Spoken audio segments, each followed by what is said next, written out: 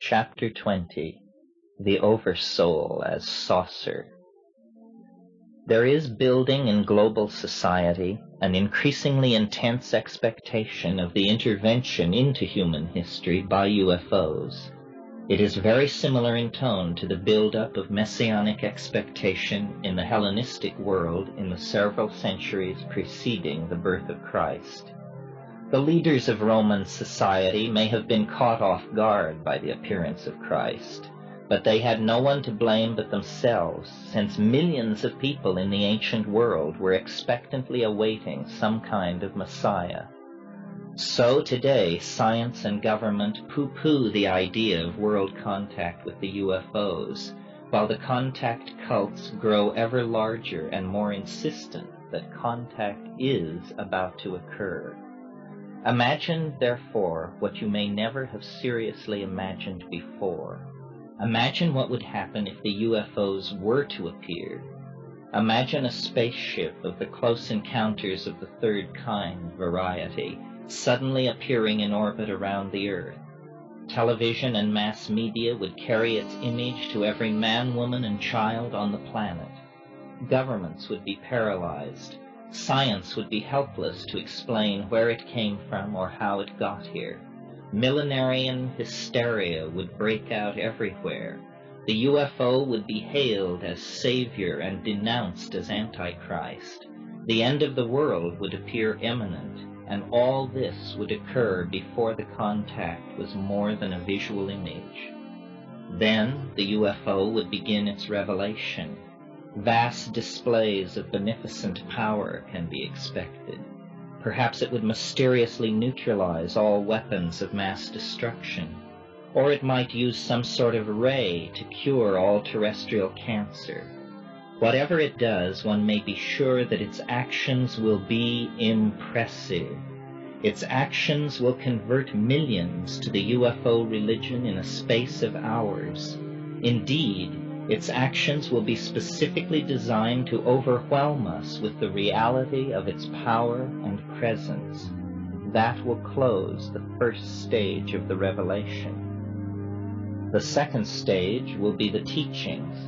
Telepathically imparted, the specifics of the teachings cannot be anticipated, but they will urge love, voluntary simplicity, concern for one another, renunciation of war, perhaps renunciation of the destructive application of science.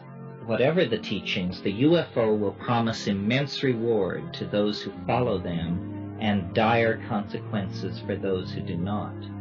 And the teachings will be delivered in so poetically perfect a way, so rich in understanding and appealing nuances, that no one will doubt their origin in a being wise and good and immensely superior to ourselves.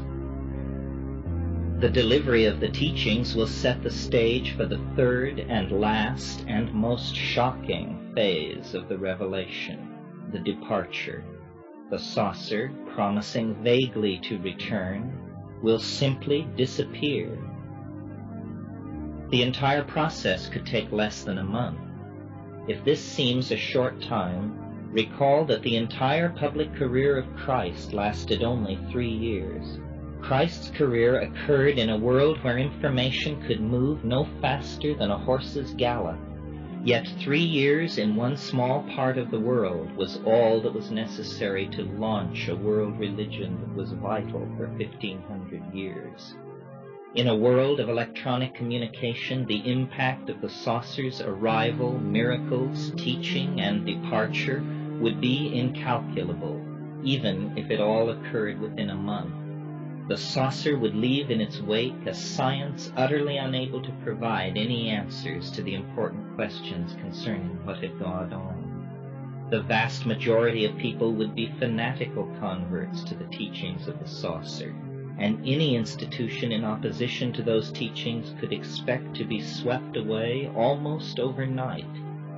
The departure of the UFO would create a sense of abandonment, the agony of which could be expected to echo in the human psyche for centuries.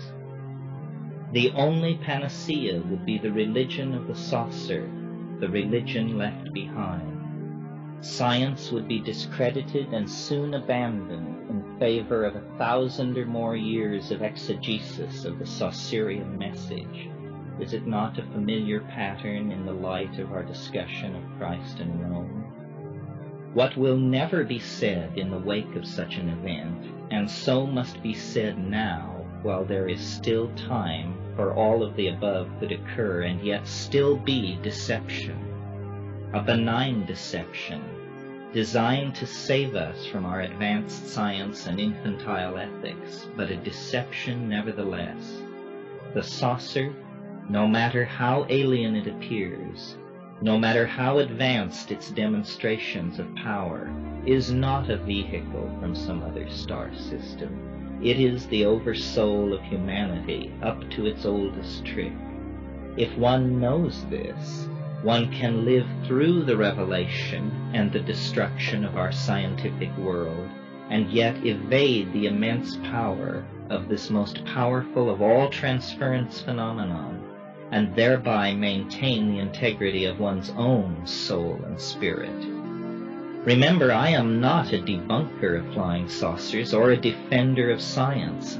I am a contactee, and this book is the painstakingly told story of my own involvement with the UFOs. I am one of those Vallée has pinpointed as being a carrier of ideas that pave the way for the scenario I have just described. Yet from it all I have learned that there is no religious revelation more satisfying than the hard-won fruits of simple understanding.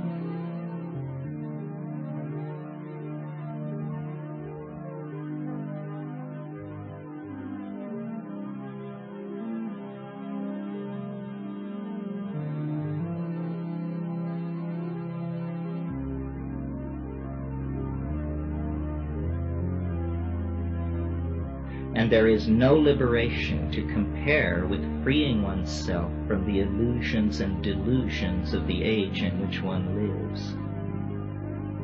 I reached these conclusions through my use and familiarity with psilocybin and other psychedelic drugs. They immerse their user in the world of the Oversoul and make one privileged to at least a part of its mechanics of operation.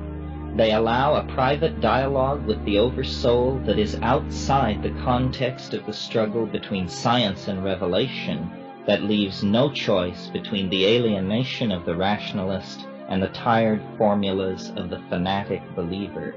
Psychedelic drugs hold out the possibility of healing the breach between science and morality at the level of the individual, thus freeing one to evolve independent of the chaos and transformation the UFOs may soon bring to humanity. Vallée's recent book, Messengers of Deception, vibrates with fear of the unconscious and alienation from the matrix of the larger psyche out of which rational thought has emerged. He fears the destruction of rationalism and scientific thought, yet never once does he mention the potential world-wrecking crisis that the undirected development of science and technology has brought into being. He paints himself as an open-minded investigator of UFOs, yet never questions the motives of the retired and unnamed intelligence officers in which he places so much faith. It is impossible that the CIA is unaware of the social impact belief in UFOs is having. If they were unaware of it before, then surely the recent writings of Vallée himself must have alerted them to the potential challenge UFO beliefs pose to orthodox institutions. Based on Vallée's own ideas of an informational struggle between rational and irrational elements, how was he able to ignore the possibility that the mutilations which he is so eager to connect with UFOs are nothing more than a government agency's clumsy attempt to discredit the genuine UFO phenomenon? It is a typical method of the intelligence community to discredit human groups it opposes by faking atrocities in such a way that they appear to have been committed by the group whose discrediting is sought. Vallée gives examples of this, but never suspects that some government agency might be using this technique to impede the transfer of loyalties from political institutions to the UFOs. He mentions the proximity of animal mutilations to high-security government installations, but never suggests this might be because such installations are the source of these mutilations.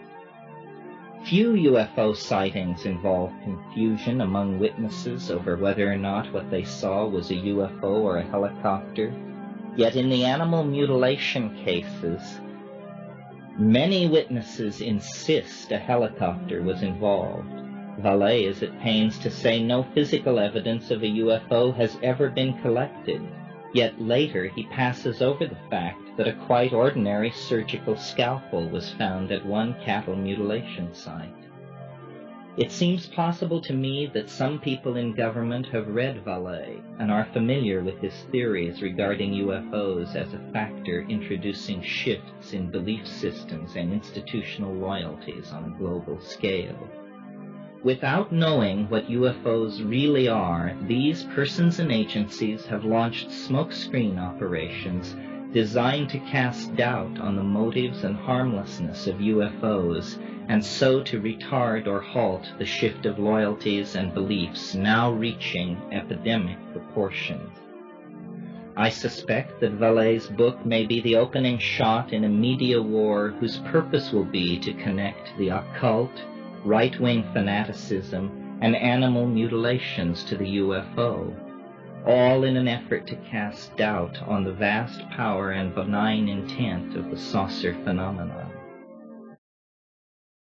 Vallée's title, Messengers of Deception, bears a curious resemblance to J. Edgar Hoover's Masters of Deceit. There, the boogeyman was communism. In Vallée's book, we are told the new boogeyman is UFO phenomena. Who chose the title for Vallée's book? Was it Vallée or the mysterious Major who is so helpful in guiding Vallée down these new avenues of speculation? I believe that Vallée, whether wittingly or unwittingly, is himself a messenger of deception and has become the spearhead of a conscious effort to sow even deeper confusion in society regarding UFOs. We might say it is an effort foredoomed to failure.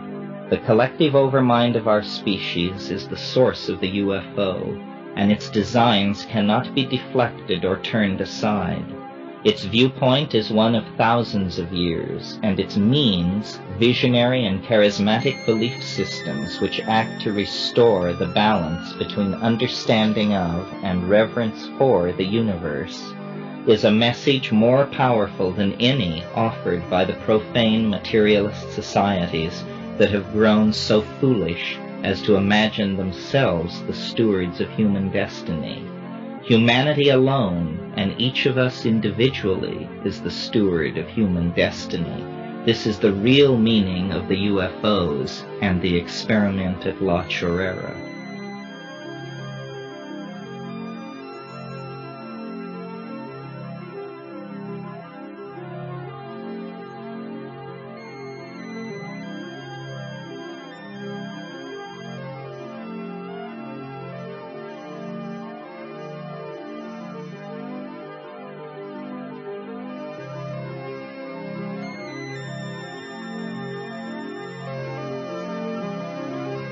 Chapter 21, Open Ending.